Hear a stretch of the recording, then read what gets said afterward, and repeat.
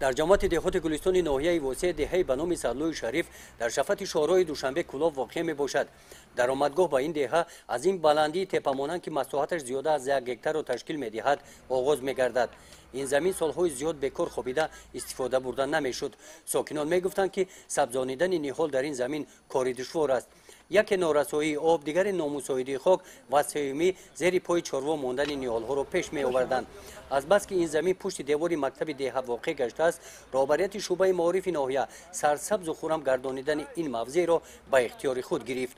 بخشیده به جشن 30 سالگی استقلالیت دولتی جمهوری تاجیکستان، آباد نمودن این گوشه را به نقشه چاره‌بینی‌های شعبه داخل کرد. کبودی‌زارکنی آبادانی محل کاری همگان است و همه ما وظیفه داریم که در محل‌های خود، در نزد حولی‌های خود، عموماً در تمام دهات برای آبادانی تمام امکانیت‌ها را استفاده برده برای آبادانی حرکت. معارفچیان تصمیم گرفتند که این موضع را طریق حشر آباد می‌سازند. کارهای آبادانی این موضع روز یکشنبه 13 ینور آغاز یافتند. در حشر رهبریت شعبه معارف کارمندان مؤسسه تاسیسات میانه عمومی رقم 37 با رهبری دیرکتور مؤسسه به کار شروع نمودند.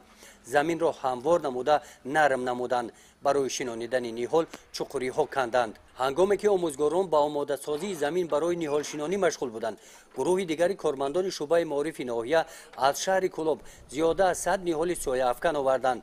ساکنان دهه تشبوس معارفچیان را دیده به حشر همراه شدند. برای شنانیدن نهال ها صاحبکاران آب آوردند. با رعایت قاعده‌های اگروتکنیکی حشرچیان به شنانیدن نهال‌ها شروع کردند.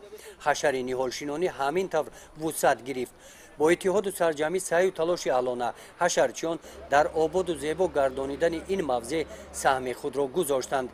طبق نقشه معین آبادانی این موضع شعبه معارف ناحیه مقصد گذاشته است که اطراف زمین را با سیم دیوار گرفته برای آبمانی نهال‌ها به اینجا آب میکشانند.